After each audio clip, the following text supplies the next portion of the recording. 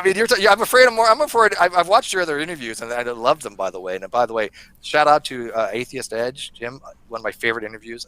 That was. I couldn't have even seen any flaws in that interview. It was so good, so entertaining, both of you. Um, Right. So number one, Jim is awesome. I was just he's talking awesome. to him a little bit earlier today, by the way, over Messenger. So he's a great guy. I love that guy. Um, I want to start off by saying you're in Brazil, right? Yes. Okay, I'm sorry for the wait. It's been a long, crazy day, and this is the fastest we could get to you. I'm sorry you had to wait so long. Um, we, okay, from the time I booked your show to now, I've learned a few things about you. And I'm not going to hold it against you, but I learned that a few of my atheist friends have blocked you, have said that you're a troll, and that you're not allowed to be on the Atheist Experience anymore or some of the other shows. And first, I want to give you the opportunity to defend yourself. I want to give you the opportunity to plead your case why you're sincere and not a troll. Well, to be honest, I'm surprised that this is the justification for not let me to call in again the Atheist Experience. Last time when I called in, I asked the attendee why the hosts made that decision. And they said that I was preaching, that I was not productive, that basically that. So now telling that I'm a troll surprises me. If you have followed me on my Facebook timeline, that, and I suppose that you have made an idea by your own about what I'm writing about, what my views are, and so on. I am of the opinion, okay, this is how we work on the show. First off, our show is a little bit different than most atheist YouTube channels. We are about bridging the divide between believers and non-believers. We're trying to find common ground. We're in search of truth. We're not trying to change any minds. And we are not confrontational. We're not, in your face type of atheists. I'm willing to give you a clean, not a clean slate, the benefit of the doubt. I don't care how my fellow atheists treat you. I'm going to judge you on your own merit based on how you interact with us. I have many friends in the atheist community that ask me, why are you friends with that other atheist? There's all kinds of drama and infighting. And I'm saying, I'm friends with that atheist because of X. I'm friends with you because of X. If you don't get along, that has nothing to do with me. So that's where we're coming from. We're gonna speak to you as if I don't know any of that. You know what I'm saying?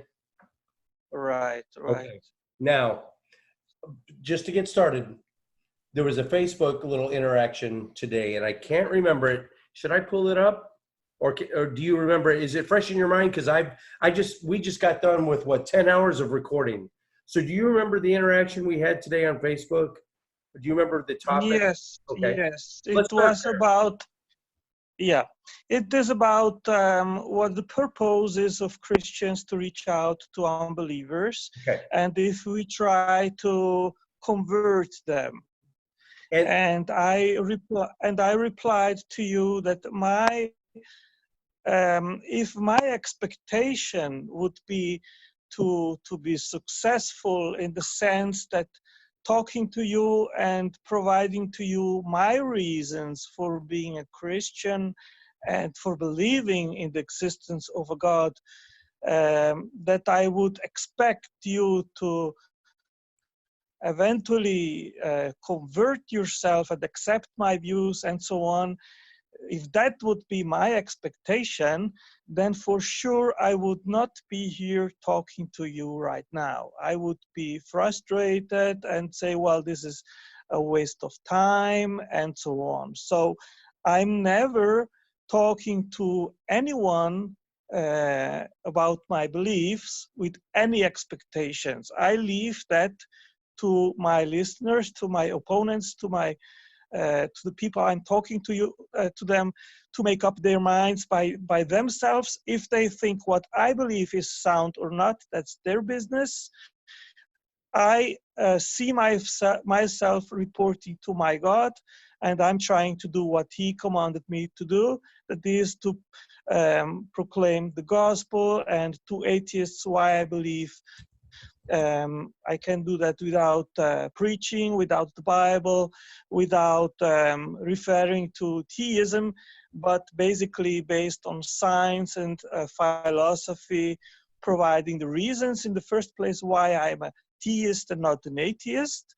And when someone comes to the same conclusion as I do, that theism makes more sense than atheism, then we can go a step further and elucidate which religion or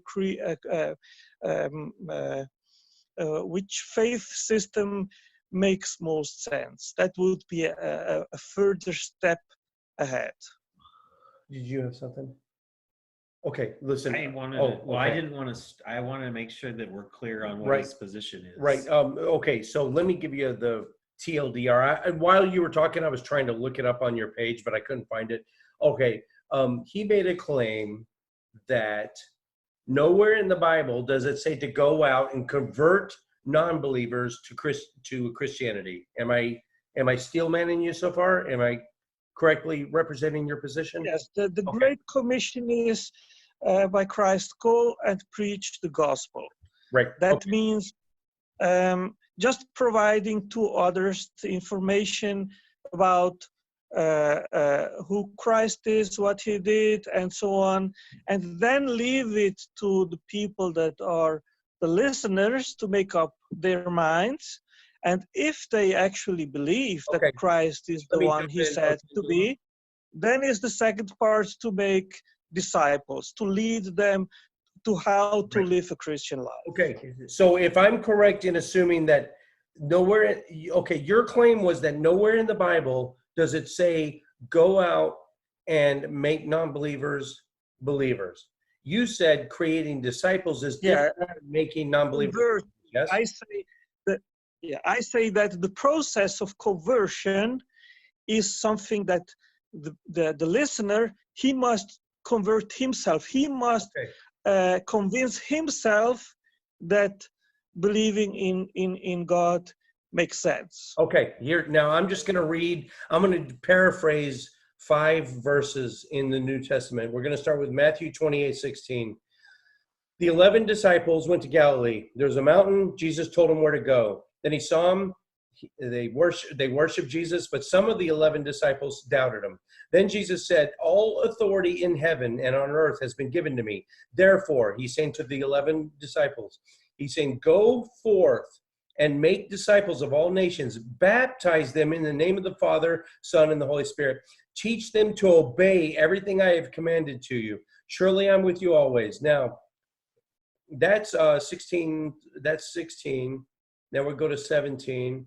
Oh, wait, shit, I'm in the wrong one. Anyway, what he's saying, okay, there's really no way to take that in a different context other than Jesus told his 11 apostles to go forth and spread the word, baptize them, which means if you baptize someone, you're making them a Christian. If you go and with all the authority on heaven and earth, go for and make disciples of them. If you take someone from non-believer status to disciple, you have converted them. What I'm saying is, I don't know why you're trying to get around the fact that Christianity teaches to go out and make Christians. Why are you so hesitant to admit that? I've been many times accused of trying to convert non-believers to believers. And I say that the process of conversion is something that the listener, he must do that. He must listen, and then he must decide for himself if he thinks that the gospel makes sense or not. And if he wants to convert, if he wants to surrender to Christ and start to follow in Christ or not. that decision making is not my business.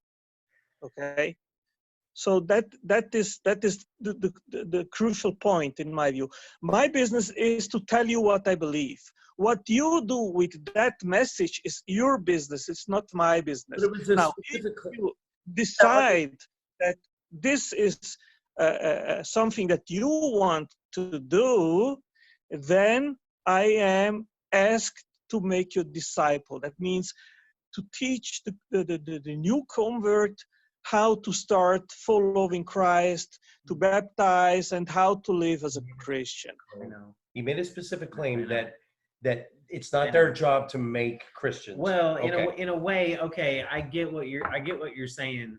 This is everything he Angelo. quoted. This is everything we quoted. Right here. Okay, so yes, in a sense, you're both right, because Jim is just trying to get home the point that, yeah, you are supposed to give good reasons for your faith. You're commanded. What is it, 1 Peter or whatever it is that tells you you're supposed to give reasons for the joy that you feel in your heart, and the Great Commission tells you to, and there is that, right? So, but I get what you're saying. You're saying, look, it's not my job to make you a Christian. I'm presenting this information to you, and whether or not you want to accept the veracity of it is on you, and the ultimate decision rests with whether or not you want to give your life to this idea.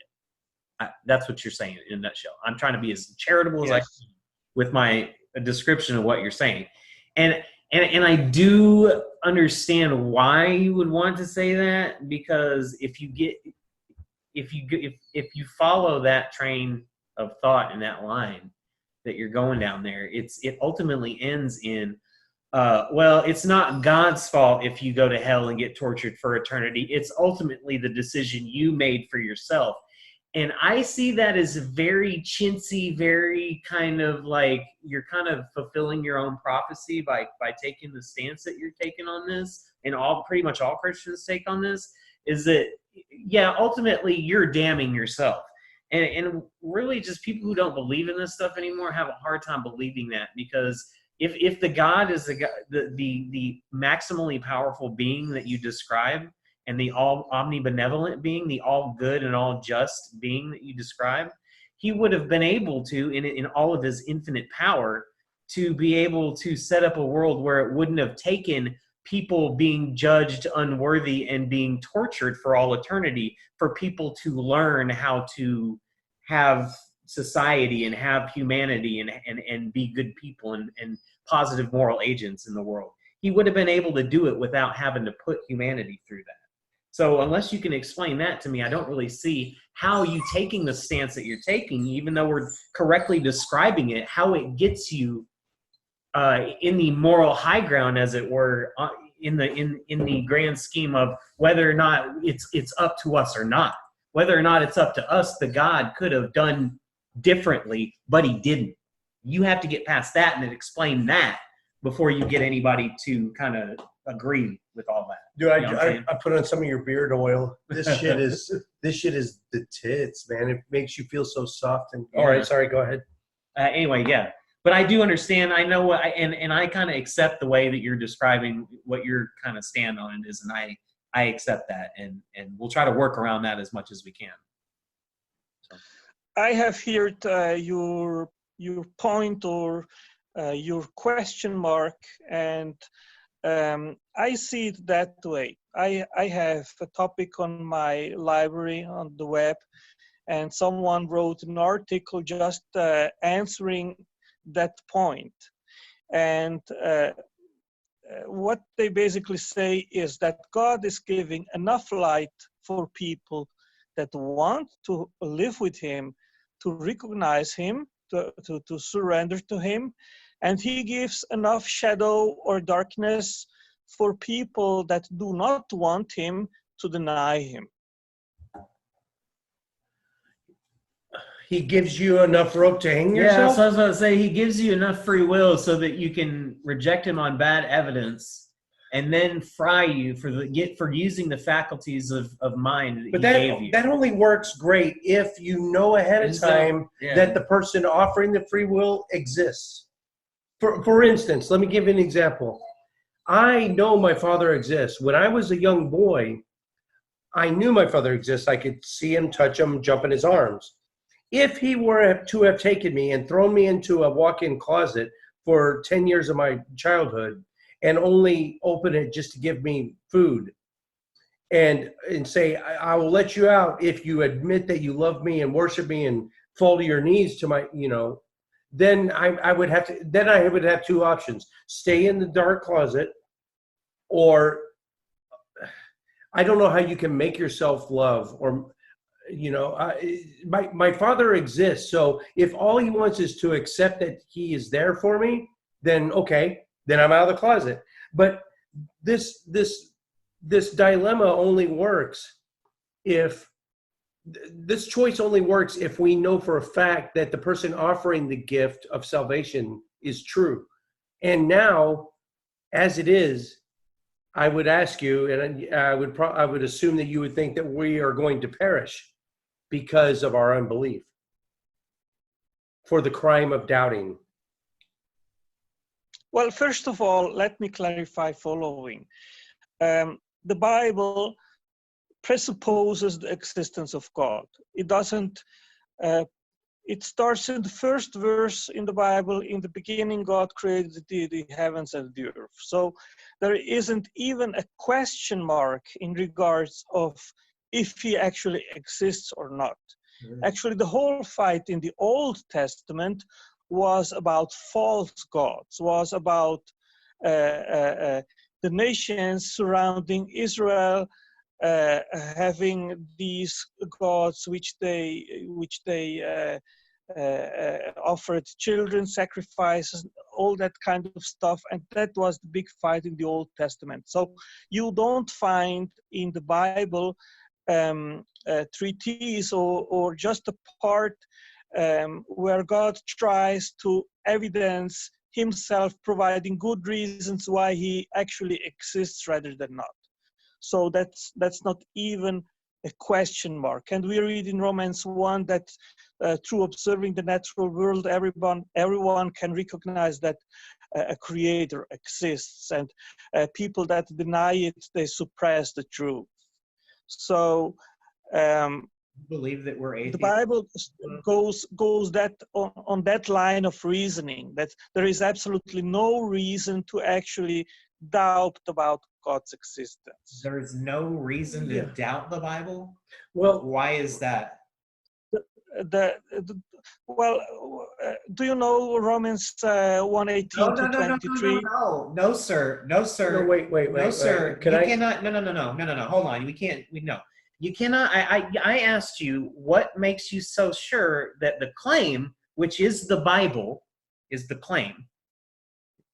What makes you so sure that there's no question of whether or not it could be wrong? And what you did is you tried to immediately reference the claim to justify the tautology. That is called circular reasoning. It's a tautology. And I'm not going to allow you to argue that way. Wait. Let me jump in. When you said there's no reason to doubt it because, and then you went right to Genesis 1:1. Now let me read from the scripture. Now, long ago, all the elements were mixed together in one germ of life. And this germ began to mix things around and around until the heavier parts of life sank and the lighter parts rose. Then a muddy sea covered the entire earth, and that was created. And from this, and a great ocean grew up. It became green with presumably algae or photosynthetic material. And then it grew and grew until it reached the clouds. And then God created himself from the sea. And then God was so lonely that he began to create more gods than himself originally. Then one day he looked down. I was walking along the beach, and he looked at the ocean and wondered what was beneath it. And he thrust his staff into the water, and he pulled up clumps of mud, and that fell back into the sea, and that became the earth. So that in Scripture, you're saying the fact that it's written in Scripture that it is true, correct? Well, that's not in the Bible, right? I'm not saying whether it is or not. I'm saying it's in Scripture. Okay, I just was answering you the perspective of the Bible. Right, But no, you but I'm can't- giving you a different perspective that you said by its face value should be accepted, because you said by the face value of scripture, i.e. Genesis 1:1, that we should just accept it because it was written down. And I'm giving you a Japanese creation myth that's just as plausible, literally just as plausible. And I think you should accept it as well because it has been written down in scripture. Well, when I debate atheists, I do not start with scripture. But what I you- think okay, so then I Okay. I am answering your point based on the perspective of the Bible. Okay. okay, So- we need to establish that the Bible is what the claim is. The claim of theism, or the claim of the Christian religion, is the entirety of the Bible. That's what the Bible is doing, is it's claiming that, hey, these things are true. This is what Christianity is. These things happened in history. Let's back up a few steps because I think we got a little on a tangent. We started with Otangelo making a claim on Facebook today or yesterday, whenever it was. He said that nowhere in the Bible, he challenged his viewers. He said, show me in the Bible where it says that the Bible commands, the Great Commission or anywhere else in the Bible commands that you make unbelievers into believers. He said the Great Commission only deals with people, making them disciples, which presumably would mean someone who's already a believer and just making them a disciple. I'm just saying you can't. Now let me correct that, please. Okay. The Great Commission is to go and preach the gospel. And who believes, we shall teach them to how to become disciples of Christ. Whether or not they choose, it's up to them, right? Yes, correct. Okay, then you know what? I'm in full agreement with you. Okay, so I don't know if you worded it in Facebook. I don't know if you worded it well, or maybe I misunderstood it. I did, yes, I did. You can reread it and you will see that it's exactly what I told today on Facebook as well. Okay? All right, then that was my fault. That was my fault. Okay, so my approach to debate with atheists is never to start with any holy book, not with the Bible and nothing else. Okay, my start is always trying to elucidate what makes more sense, that there is a creator or not, that there is a God, an intelligent being, a mind beyond the physical universe or not. These are two opposing propositions. There are the two possibilities. I say that is not a false dichotomy. That is what is. Either theism is true or atheism is true. One of these. We cannot prove what is beyond the physical universe. All we can do is apply Bayesian probability or what makes more sense. Okay, so this is what I can debate with you. And once this has been established, if you do not agree that theism makes more sense than atheism, then it makes no sense for me to talk to you about if it's Christianity, if it's Islam, or whatever religion we propose. So my first debate is, what makes more sense? Is there a God or rather not? Just to let's put a dog ear on that and we'll come right back to it. But while we're kind of early on in the episode, let's talk about your situation with that. You have been on more than just the Atheist Experience. Have you been on Talk Heathen or Truth Wanted? I've just been on Talk Heathens. I started in February or March. Okay. I have all the calls which I made. I can send them. You can have a listen. If if you have a doubt if I was a troll or no, or something like that.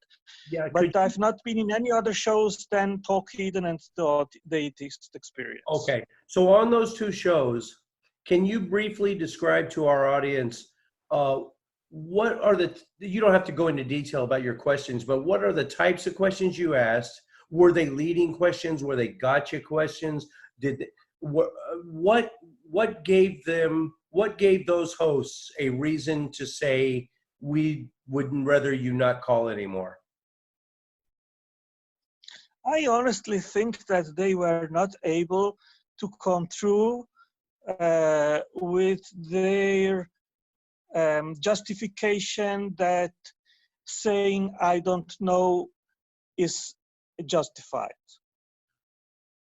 Were you beating a dead horse? Were you coming with the same question every time, or did you have different questions? Could that have been something to it? Well, I think I've called in about 7 or 8 opportunities and shows. And the longest one was the first. It was about 45 minutes where I talked to Eric. And after that show, he inclusively, we had a talk which was about more than an hour or 2 or so. And then I called in again, and yeah, basically that. There were several topics which were discussed. One was about the origin of the universe. That topic came up several times. The cosmological argument. Recently, I called into a show with Jenna and Don, and I tried to explain to them why I see cells as factories and why they host information stored in DNA. That was a topic that came up. Okay. So without getting into any of those in particular, you feel like that? Okay, I think I have a good idea of what was going on. Listen, as long as, well, I feel that this is a productive conversation so far. So I'm not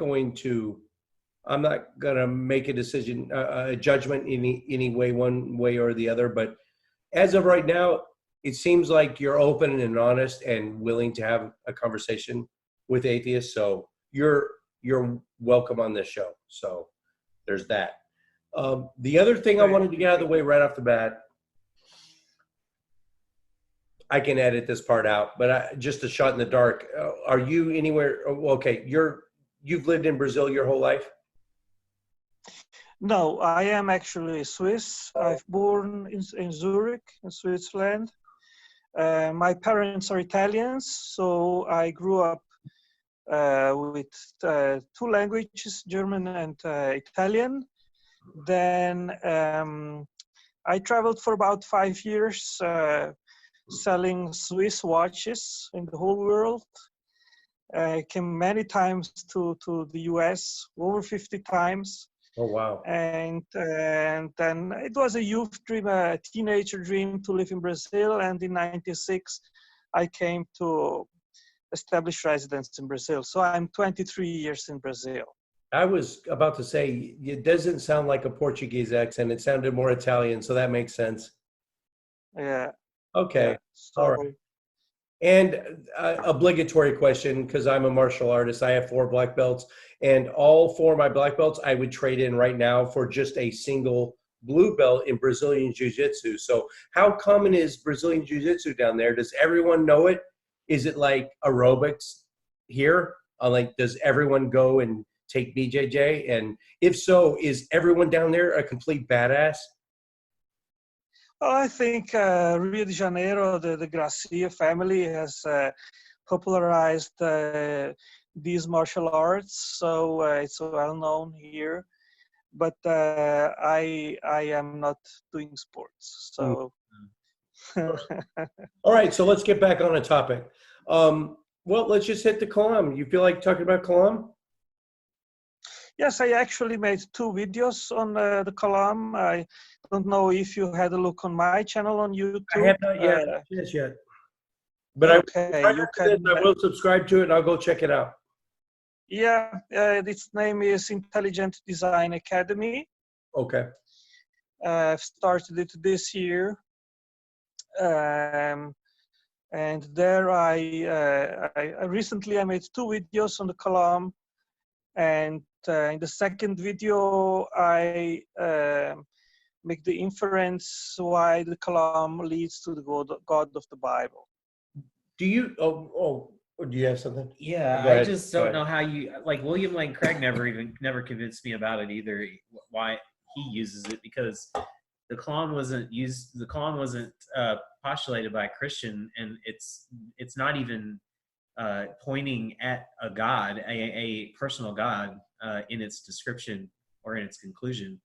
So I just wonder how you guys get from a seemingly innocuous description of how cause and effect works in the universe, and somehow are able to co-opt it for Christ and claim somehow that it points to God. I've never understood how you guys get that leap. How you make that leap. It doesn't point to Christ. Okay. Yeah, it doesn't point It to points a Specific personal God. points. Yeah, it doesn't point to a theistic God anyway, at all either. Well, I think that I am addressing these questions in depth in my video, and rather than explaining it here, I would suggest that you watch my video on this topic. I can send you the link afterwards, and it will provide you a pretty clear picture on how God can create in a timeless dimension and all these kind of objections which are treated by the Kalam. So I don't know if I've done such a good job that if you've already studied the topic, if I can provide you better or more convincing arguments about that. Yeah, it'd take a lot. I got 2 questions. The first one is, the name of your channel is Intelligent Design Academy. I'll be right. Do you think, in your personal opinion, that intelligent design should be taught in public schools? Yes, I think it should be taught together with evolution, but giving to students the opportunity to make up their minds by their own. Okay. Now, do you equate intelligent design with biblical creationism, or is it totally separate and a scientific entity? What intelligent design tries to do is to leave the identity of the creator out of the explanation in order to keep it scientific. That means what are the possible explanations of origins?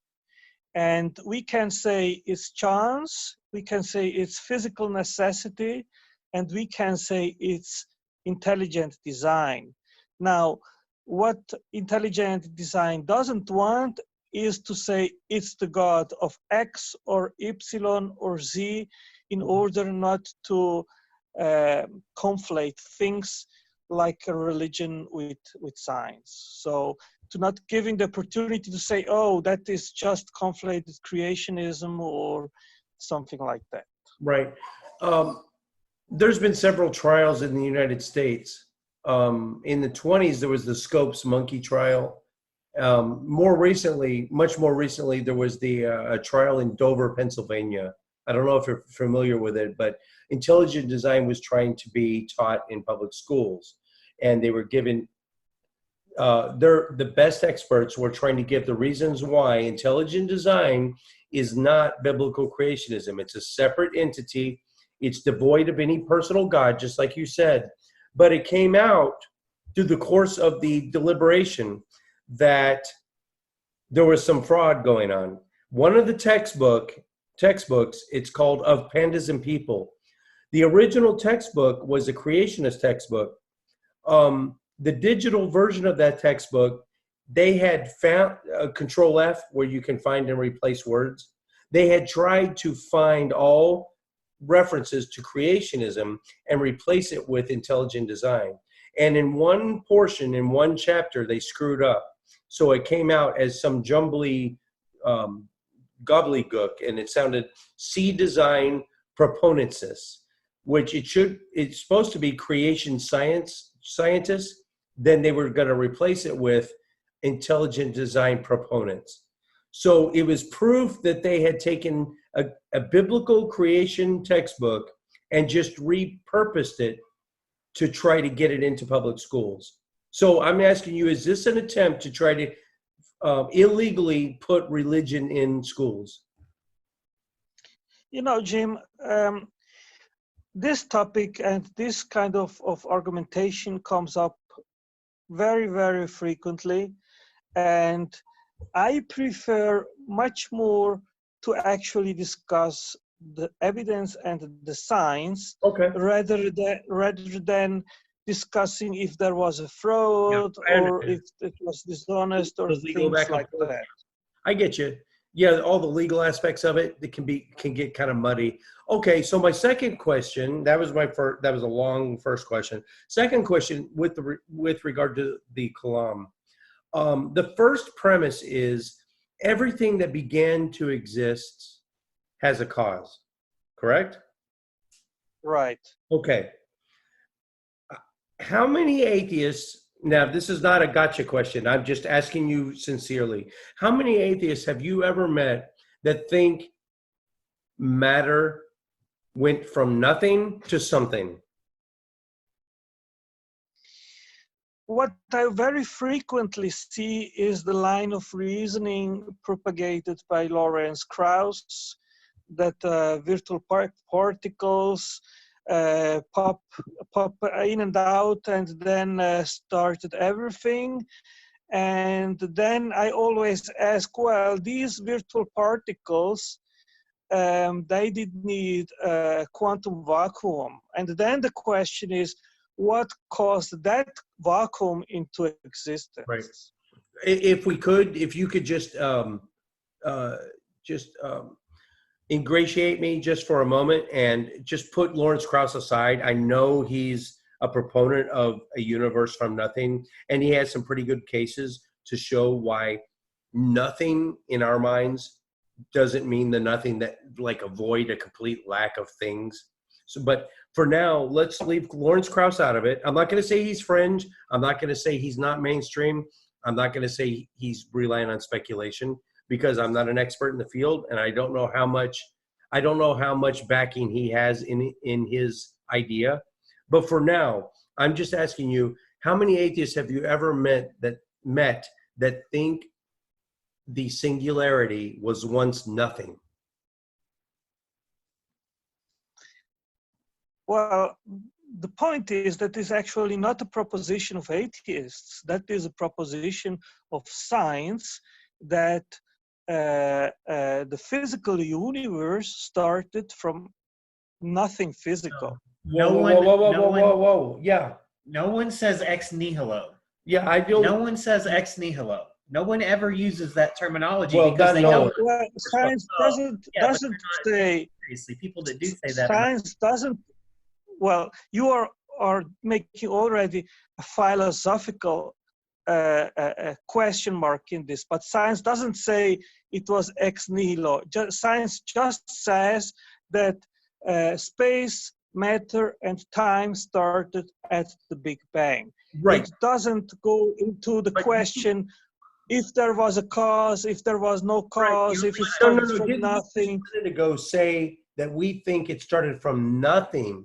Nothing and starting from nothing and starting from a singularity are two wildly different things, right? Because my whole response to what he's trying to say, though, is, so if you're applying that principle to God, you could say the same thing about the universe and just assume that the universe always existed. Infinite regress. There's an infinite regress. Even if it works for God and he's immune from that infinite regress, then you could you could apply the same principle. Well, look, I don't think that's theist. I don't say that God is immune from infinite regress.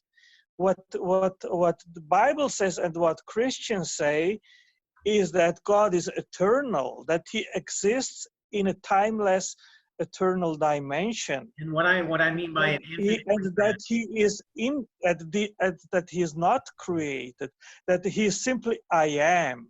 Okay.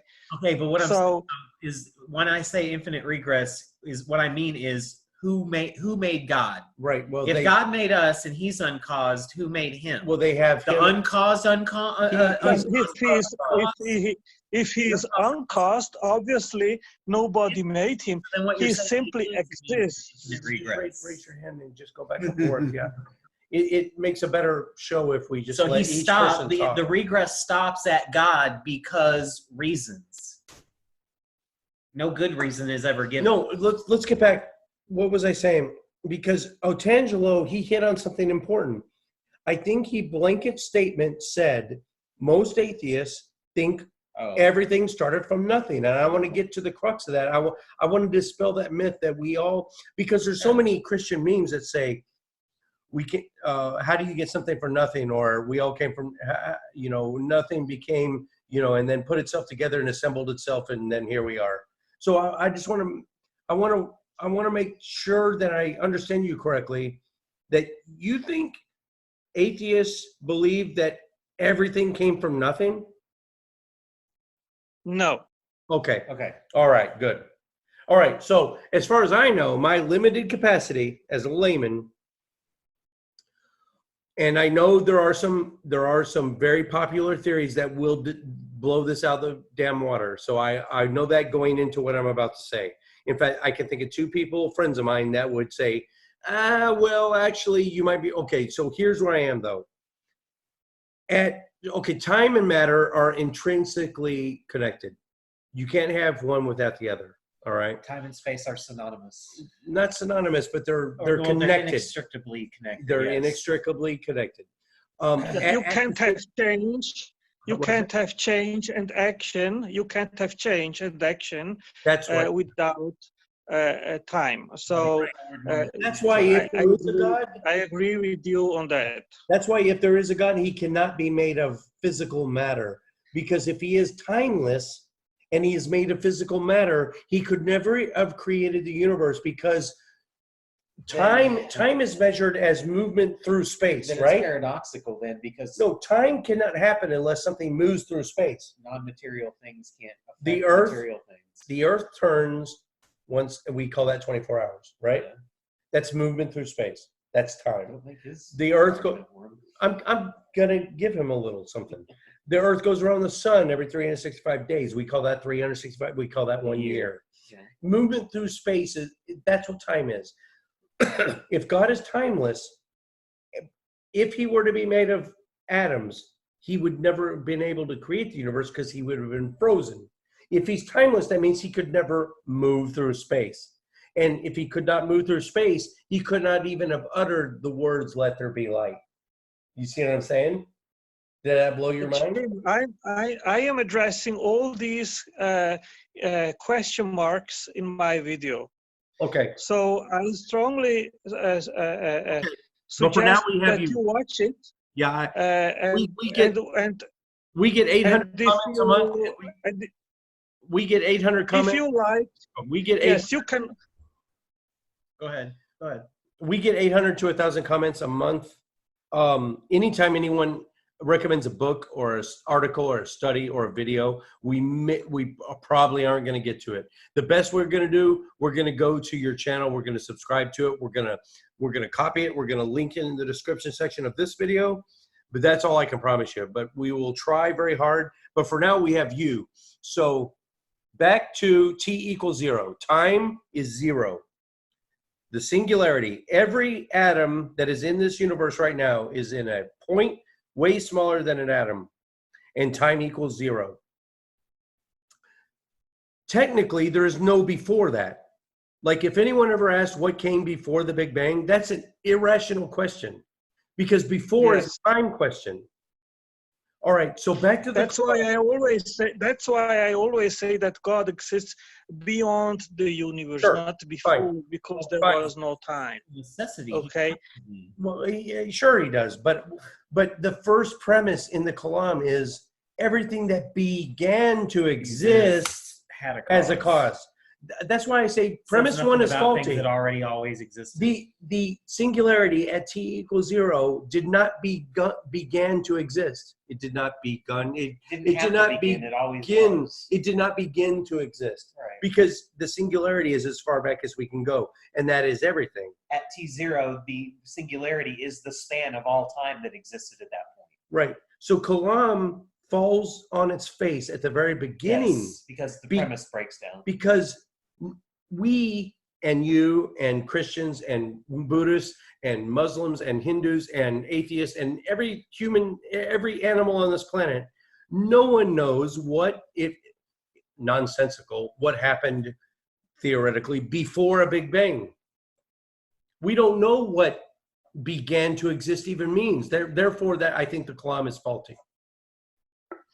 You know, Jim, I called once into the show and I talked to Matt Dillahunty, and I said to him that something cannot come from absolutely nothing. And then he said, well, where is your nothing? You have to prove that something cannot come from nothing. And I replied and said, well, no, I don't have to prove it, because nothing is by definition the absence of anything. And non-being cannot cause being, because it's by definition the absence of anything. And he did hang up on me. He hung up on you for that? Yeah. Well, listen, Yeah. Matt and I are good friends, and I don't, and unless there's more that you're not telling me, I don't know why he would have hung up on you on that. Because I can send you the link, and you can see the call which I made. And he said, well, if I'm telling you that the moon is green, you have to prove it to me. Right, okay. That the moon is made of green cheese, you have to prove it to me. So you have to prove me that from nothing, nothing comes, that something cannot come from nothing, you have to prove it to me. Right. And I said, no, I don't have to prove it. But here's my It's point. obvious, it's logical. It totally, You know? I totally agree with you. But I'm just trying to get to when was there nothing? Can you tell me when was there nothing? Well, I always say, if there would have been a nothing, then there would still be a nothing, because from non-being, being cannot come. I agree with you. I agree with you. So, but we don't know if there was ever nothing. That's what I'm saying. That's what my thing But is. I agree with what he just said. If there was nothing, I can't see nothing and then something coming out of it without something maybe intelligent or something making the nothing somehow. Who knows? But I agree with Otangelo. If we started out nothing, there couldn't be anything. Do you agree with that? Correct. I agree with that. But see, here's the. But you can't know that there ever was nothing. Well, no. Start with our premise, me and Otangelo's. If there was nothing, if it started with nothing, but that's not how I'm you talking. do logic. No, I'm talking totally hypothetically right now. If it did start with nothing, let's say there was a before the Big Bang, and it was zero, ex nihilo, right? Could there have been something after that? I can't see how.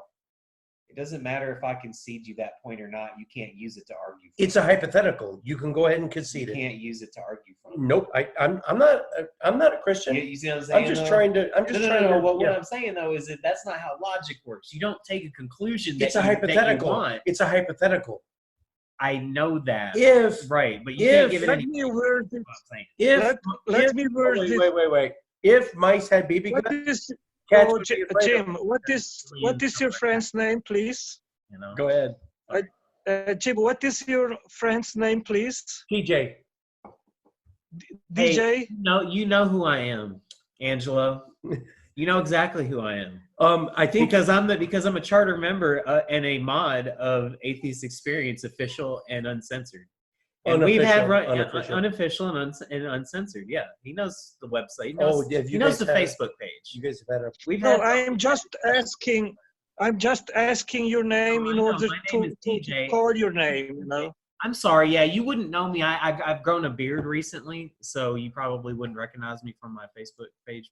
Yeah. What can I call you? Let's TJ. make it easy. How TJ. can I call you? TJ. J? TJ. Oh, TJ. Okay. TJ. Can being come from non-being? I don't. Why would I argue that it could? I'm asking you. No, of course not. Why? based on my understanding, I Sure. don't see how it could. So then you would So consider we God a three non-being, agree. then, right? So we three agree that being cannot come from non-being. In other words, nothing can make. You can't have something From come nothing. from ex Nothing. nihilo. Nothing. I will Right. tentatively agree No to one that. argues for the state of the universe before T0 being ex nihilo. Because before T0 is nonsensical. Yes, At this point. exactly. I would like to make a next proposition after that. If there never was a non-being, then being has always been in some form. Something has always existed in some form. Which would negate the requirement for an outside force Creator. to act, i.e., a creator. No, say what you just said, Otangelo. I've not made any definition of what that being is. You said The only thing that I said.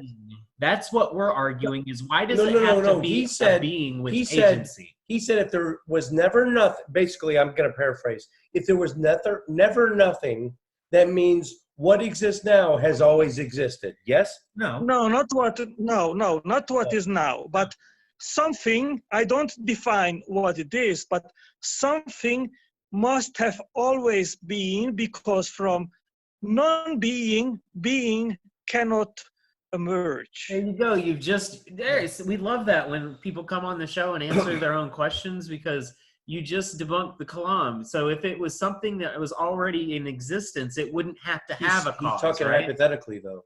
I think he's going to go somewhere else. But with it. if you can entertain that concept, then you understand why the Kalam could be found to be in error. Yes, but it might not be right. Right? But yes. Right? Well, we've just agreed that if there was at some point non-being, then now there still would be non-being, because being cannot come from non-being. As based on our limited understanding, yes. Tentatively, I will. Then something has always existed. It's either one or the other. It's no. either something came from nothing, or this something has always been there. Merely stating the possibility of a thing. No. He's not done with his line of thought. He's basically yeah, but this saying is a conversation, though. right, but I don't think he's done. I think he's Gallup, yeah, but I everybody think, gets to just no. I think talk he's for going to 20 continue minutes. though with his line of reasoning. What he's saying is either there was nothing and something sprung into existence somehow, or everything that is here now has been here forever in some form or fashion. But how do both of those, both prongs of that hedge, how do they both get to God? We haven't. He hasn't even brought up God yet. I know, but that's where he has to want to go there. I've not made any definition. I'm looking TJ, I've not made any definition. I've just stated that if being cannot come from non-being, then being must have always been in some form or another. Tentatively, I would accept that proposition, yes. It's always been What do you think, TJ? Is that correct or is it false? Because you're using it in a weird way, the way you're trying to like... He's saying if something literally cannot come from nothing, then if that's what he means, then if he says it like that, I would agree with that. But the way he's trying to phrase it, I don't understand. I'm trying not to do an excluded middle or a false dichotomy here, but the only other option is being can't come from non-being. That's just another, what are you trying? I mean, you're trying to like say something can't come from nothing. Why don't you just say that then? That's what you mean. Why does it have? Why do I have to agree to Yes. your characterizing it as Well, being? do you not- disagree? Do you disagree, TJ? Can something come from nothing, from non-being? We've already talked about that, and we all agreed on that. You have to move on. From Excellent. Then the logical inference is that being has always been, in some way or another. it's a possibility because we don't know that. No, it's a logical inference. So, do you want us to continue down this rabbit hole as if that were the I case? think you We feel can like do you're that. being trapped. No. Unless you can think of a third option. No, that's but I also really, want to be accurate in the way I'm Sure, talking about okay. things, though, But too. it seems, now, we could be wrong, but it seems like there's only two options here. Right, Okay. and I agree with that. All right. But So we know one How- really just flies in the face of logic. So maybe it's just morbid curiosity on my part. I'm thinking, how is he gonna freaking make his point? you're playing chess. You're playing chess. I'm trying to find truth. You're playing chess with him. No. You're trying to No, see I'm where trying he's to going to get you. No, because I want to know I'm- exactly how it is he's thinking. If he makes me a Christian in the next 10 minutes, I don't care. You're trying to play fucking chess with him. You're trying to see where is he going to go with where's he going to go with this? Where's he going to lead me down? I just want to. Oh, man. Keep going. He flexes so hard sometimes. Well, Jim, let me ask you something. Do you have the feeling, we have talked about a half an hour or a little bit more? No, Do you have the feeling that I am a troll? I honestly think you're so totally wrong, but I'm trying to give you the benefit of the doubt. So, Okay. full disclosure. We'll let you talk now. Go ahead. Go ahead. Yeah, we'll give it to you. Well, the only proposition that I made until now is that something has always existed. Wait, doesn't that negate the kalam? Yeah, because that's That what I negates the thought. kalam. Right, Yes. because the kalam says that everything that Had a began beginning. to exist had a beginning. So you don't believe in the kalam Yeah. cosmological argument, do you? Yeah, that's what I was been trying to say this whole time. No. Sure I You do. said negates the kalam. If something always existed, the kalam cannot be true. But not regarding the universe. Why not? Because premise one said everything that begins to exist has a cause. And the second premise is the universe began to exist. Therefore, it So had a you cause. just said it's always been. Therefore, premise No, not the No, I've not said the universe has always been. universe is I've said everything it is. something. I've said something has always been. I've not defined that something. Okay. See. No, wait. Something is an actual word and it has meaning. And if you're talking about a God, it's not a thing because something implies made of matter, created, moves through space and time, and adheres to the laws of the universe. So if you're talking about God, it's not something because in a scientific term, something means matter that's beholden to time and space. So, I think so what let you me say be is the more concept, accurate. Angelo.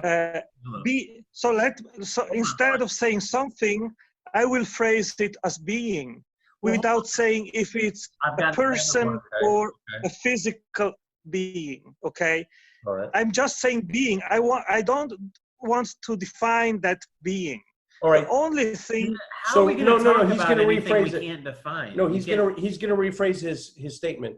He's gonna say some being has always been instead of something. That's why I was taking Yes. exception Okay, to him using now, that word. We just got Otangelo to change his syntax. He just changed his wording to fit what He was we. originally trying to use the word being, and I objected to it. No, being meaning I will accept being as something that might be something that we don't know about that might be a supernatural phenomenon, just for the sake of argument, or something. I've not. Whatever that is. I've not come to that. I've just said that since from non-being, being cannot come, being has always been in some form or another. Do we have any? Is there any precedent? Do we have any foreknowledge? Have we ever seen in history non-being, non-material, physically affecting material outcomes? Well, if there would be non-being, then there still would be non-being, and we would not be here talking about existence. Objection, Your Honor, speculation. We have no way of knowing that one way or the other. That's complete speculation. Because we have a sample size of one. We only have one universe to look at. We can't compare it to other universes and how they came around. If we had, let's say, 10,000 universes that we could look at and from the origin point and find out, then we could look at them all. We could draw a graph and we could say, oh yeah, this one definitely fits that. But we don't have a good sample size. We only have this one universe. We have no idea how it came about. You're trying to shoehorn a intelligent agent into the beginning of it when Otangelo, I like you already, but I think you're trying to multiply things beyond what you can. I've not come to that point yet. Okay. All right. Now it's Jim playing chess. Now you are trying to guess what will follow, but You rubbed off on me. I've not yet. You already did agree on me that being cannot come from non-being, and I thought that we all agree on this. Wait. Sure. If being cannot come from non-being, I'm going to guess that you think God is non-being because he's spiritual, he's not made of matter. So he could not create being. So therefore, Spirit God existed, spirit is but- already being. So You just I'm said not being- coming to that point yet. I'm still at the initial point where you agreed that non-being cannot cause something into being. So being must have always been in some form or another. You know the law that matter can neither be created nor destroyed? That's not true. It can transition to energy. It can become energy, and energy coalesces and becomes. And- The physical, Doesn't take into Jim, the account- physical laws, Of the- they started to apply once matter and energy was created at the Big Bang. And Matter was not created in the Big Bang. See- There was only energy in the first few million years of after the Big Bang. Then finally, when things. Wait, no. Wait, what? Dude, you know that there was no such thing as matter until energy started to cool down after the first few million years after the Big Bang. Was there matter at T equals 0? No. It was What- all energy. It was all energy. It was 100% energy. And then it Things converted to cooled matter. down. Yeah, things cooled down. After the universe cooled down, yes, matter started to coalesce from the cooling energy. Yes. Hey, Otangelo, how old is the universe? Do you agree with the consensus that it's 13.8 billion years old, or are you somewhere different? I think we are moving goalposts. No, No. I was just shifting No, we're topics, not. but It's just a curiosity. Yeah. Out of curiosity. if you want to question. keep going down Kalam, but I was just going to shift topics. Yeah, you don't have to answer that. You don't have to answer. We can stay on Kalam if you want. No, of course I can answer, but I mean that will open a whole wormhole about so many arguments, Yeah, which I don't know if that makes sense to start to discuss the age of the universe. I think there are so many things that can be talked about this topic. So Okay, with Kalam then. I feel like you had more to say about being and non-being. Yeah, that seems to be a big sticking point in your pitch. So let's hear the rest of well, it. no, I mean I think it was a good starting point. That we could find a common agreement that something must have always existed. Something, you're back to something again. Yeah, or being, whatever, however you want to call it. Something. Something I'm or open to some the being possibility that must, yes, that or something, whatever it is you want to call it, or however you want to describe it, something existed always. And you could be wrong. yes. Could be wrong about that. I'm only merely stating that it seems like it's possible, although I know I haven't demonstrated that it is. Because but- the farthest back we can go is T0. Right. And at T0, there was a thing. It was everything. It was everything. There was Yes. there was never nothing There was according never to no thing. Yes. mainstream. I mean, that's the possibility. Your mainstream science does not talk about nothing Okay. ever, does it? All right. So beings. Yeah, okay, sorry. Go ahead on beings. So the question now is, if it was not the universe that has always been, what is it? If it's not the universe that has always been. So Wait. Do you- No. He just said the universe has not always been. have you ruled out all the other possible no. explanations? Are you though, looking first? at the obvious? He said the universe has not always been. If it's not the universe, what is it? Is what Right, he's saying. But look at no, just look to the end of your nose. Don't look past the end of your nose. Yeah. Listen, he's saying the universe. He's trying to pull a fast one. no he's- shit, and I'm trying to call him on it. He's You're trying not to say helping me. the universe has not always been. That's what he just implied, that the universe has not always been. Yes. Who If on this it- planet thinks the universe has not always No, been? he didn't necessarily say there that. That's what he just said. No, what he's saying. Well, if that's true, is what he said. If that's true, then Well, what was it? But no one thinks that, so why are we entertaining that? no, except- that's where he's trying Well, to get us. science says it. Well, Lawrence Krauss thinks that. Aside Let's- from Lawrence Krauss. If we go there, okay, say we went there with you, right? And we said, oh, right, if it's not the universe, what was it then? I'm not going to accept What that. was it then? Tell us. Do you have a problem with that, What was TJ? No, I'm asking you to finish your line of thought and to tell me and to present to me what your argument is.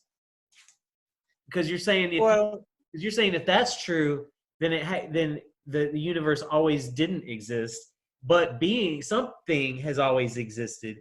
And if it wasn't Yes, the universe, correct. what was it? And that's what I'm Yes. asking you, what if we say we don't know, or we give you the answer that we're supposed to give you, then what do you say? What are you supposed to say?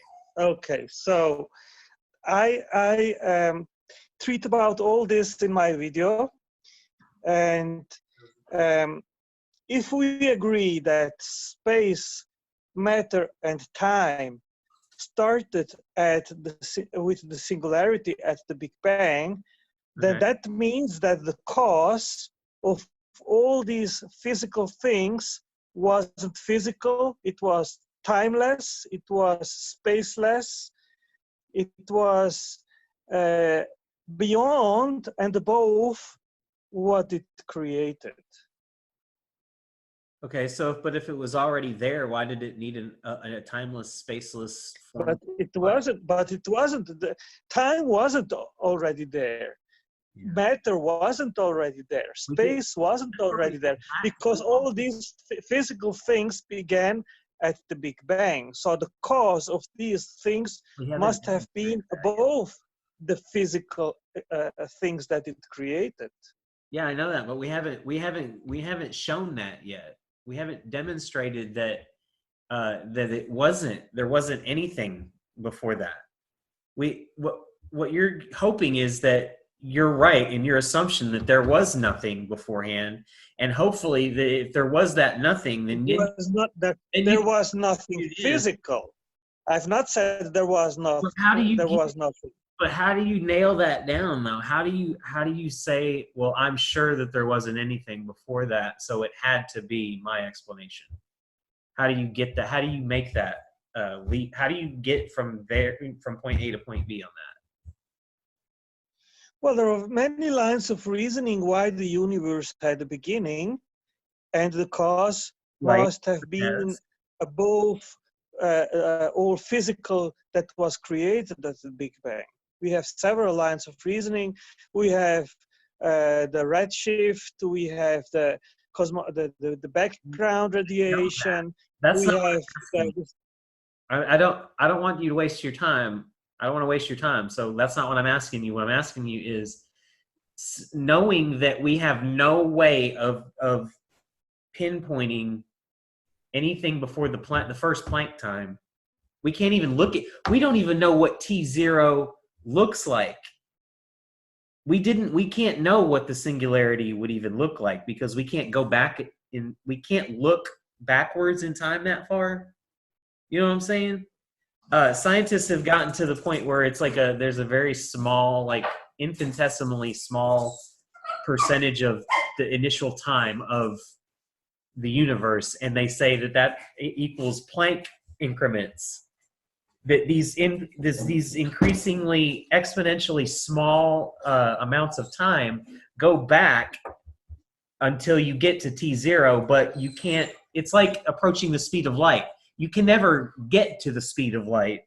You can only approach it, and it's an asymptote, and it goes on forever and ever and ever and ever, and you just keep adding another zero, right?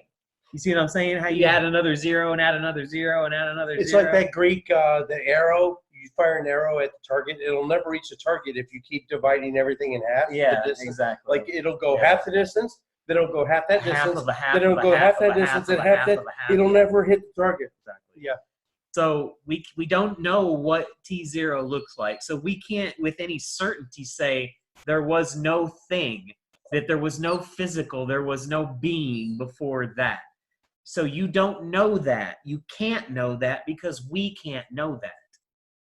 They want So knowing the that, Christians need to know that you would need for it to pan out. They need there to be nothing so they can have this intelligent agent go poof. It all happened. So my question is that knowing that you can't know that. It's not a question of thinking you do or not. You can't know it. It might be true. He might be right. I'm just saying. But we have no idea. You can't know it. Knowing that, what other thing do you have to tie what your initial assumption was about the in the Kalam is putting the universe having to have a beginning? Square that with what we know or can't know about the universe. Well, first of all, the claim that the universe had a beginning is a scientific claim. And unknowable. That's what I'm trying to get you to address. Maybe. It might not always be unknowable. It's just right now it's unknowable. Yeah. Not to say that. I think we can know that, and I can give you an example. Let's suppose you start walking right now, and you walk for 1 million years, and then you stop and look back, and then you will have a finite time span that has passed. Now you can continue to walk for 1 billion or for 1 trillion years and stop and look behind.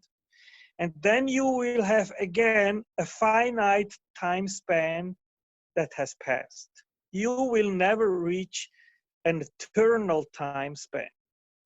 What does that mean? That our moment now is the future of the past. You're okay. In that analogy, You try with it, man. yeah, in that analogy, you had to have taken a first step, yes?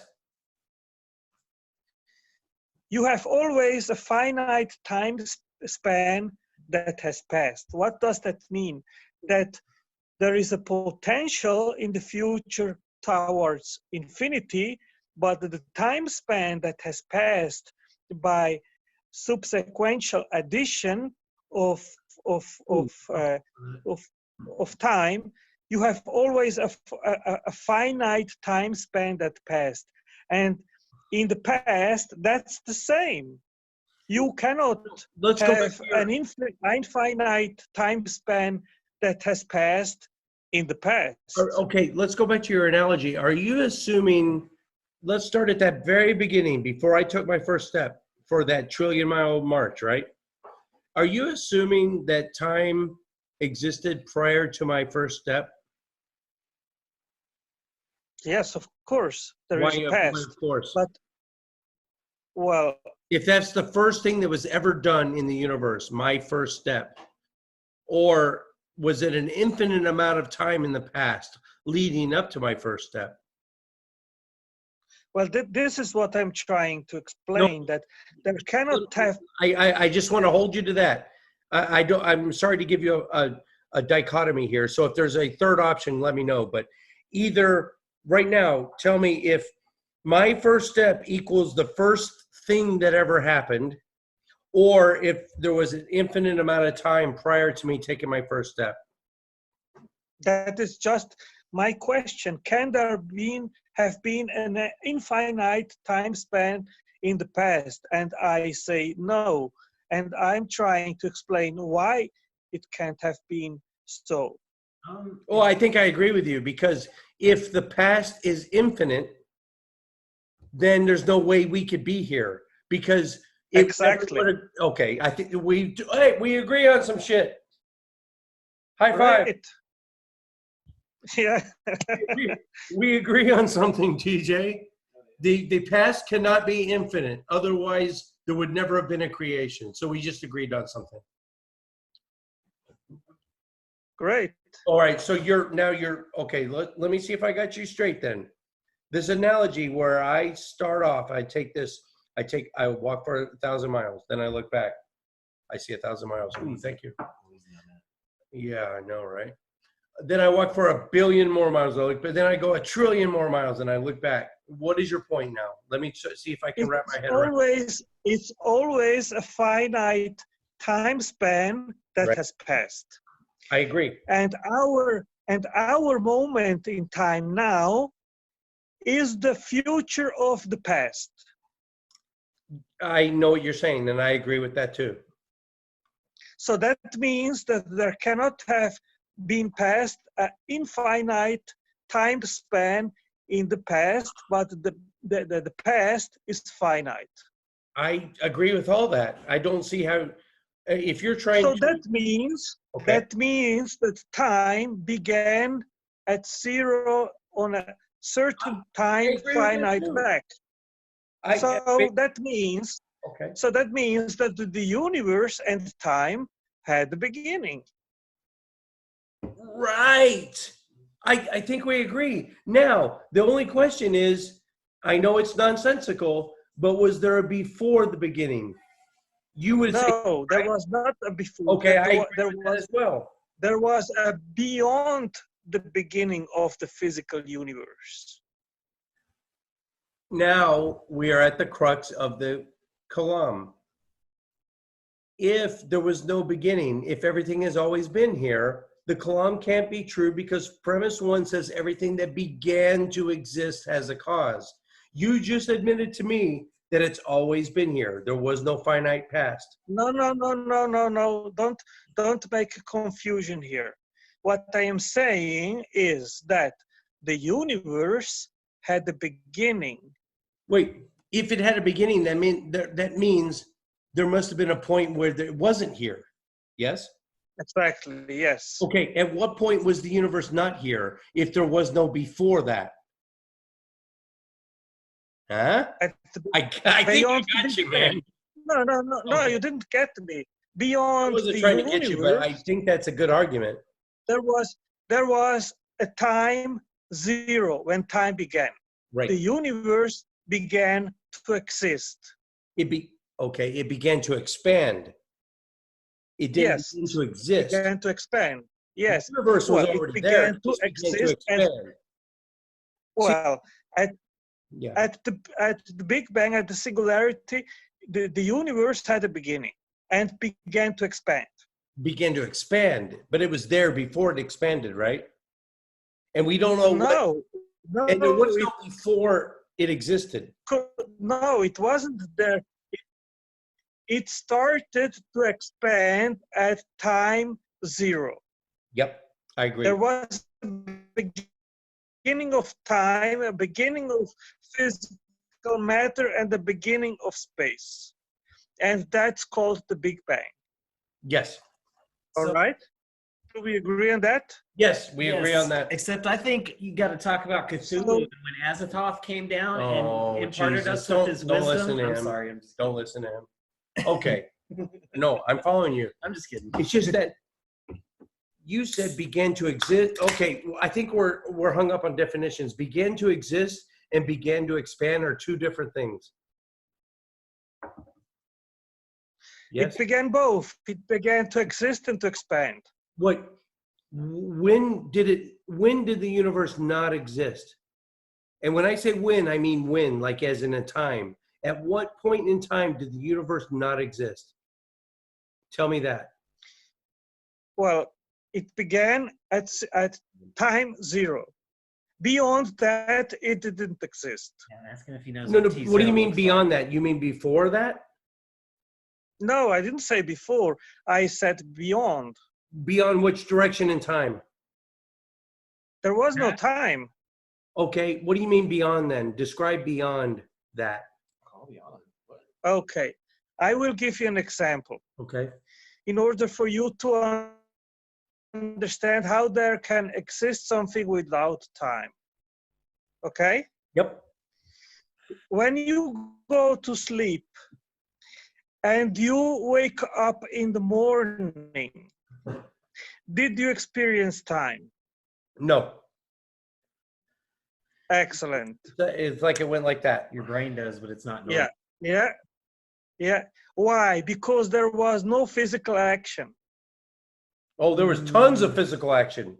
Well, your Just, brain perceives it to be, but it's not. My brain in goes to reality. a sleep mode, and it's While going you through, sleep, you have mental states, but these mental states are not physical. They do not. Yeah, they are You totally do not physical. observe physical action. No, I disagree. If you take your sleeping brain, if you go to sleep and they measure your brainwave patterns, you will see all types of activity going on while you think time has stopped.